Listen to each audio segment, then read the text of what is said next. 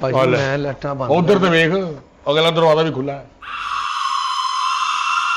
ਤੂੰ ਨਹੀਂ ਨਾ ਕਰ ਭਾਜੀ, ਇੱਕ ਮਿੰਟ ਆ ਜਾਓ। ਕੀ ਗੱਲ ਕੋ ਹੋਰ ਲੱਗਦੀ ਹੈ ਮੈਨੂੰ। ਪੱਕੀ ਗੱਲ ਹੈ?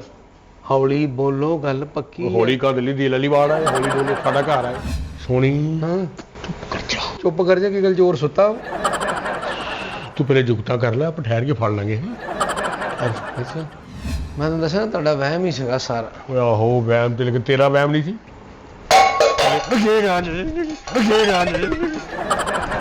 ਸੋਣੀ ਉਹ ਆਹ ਕੀ ਹੋਣ ਡਿਆ? ਤੇਰੇ ਸਾਹਮਣੇ ਹੋਣ ਡਿਆ, ਕੋਮੇ ਚ। ਤੂੰ ਲੱਤਾਂ ਉੱਤੇ ਕਰ ਲਈਆਂ, ਚੋਰ ਨੇ ਪਾਣੀ ਡੋਲਤਾ ਥੱਲੇ। ਚੁੱਪ।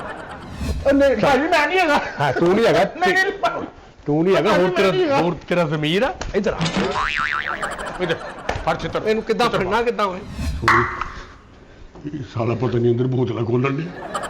ਮੈਨੂੰ ਲੱਗਦਾ ਬੋਤਲਾਂ ਖੋਲਦਾ ਅਜੇ ਉਹਨੇ ਤੇਰਾ ਖੁੰਨਾ ਵੀ ਖੋਲ ਦੇਣਾ। ਸੋਣੀ ਚੋਰ ਨਹੀਂ ਹੈਗਾ ਭਾਜੀ ਮੈਂ। ਹੋਰ ਇੱਥੇ ਤੇਰਾ ਸਿੰਗਿੰਗ ਦਾ ਪ੍ਰੋਗਰਾਮ ਸੀਗਾ? ਭਾਜੀ ਇਹ ਚੋਰ ਨਹੀਂ ਹੈਗਾ, ਲੱਗਦਾ ਕਿਸੇ ਦੀ ਟੈਂਕੀ ਉੜ ਕੇ ਆਈ ਹੈ। ਓਏ ਓਏ, ਹਾਥੀ ਦਿਆ ਫੋੜਿਆ।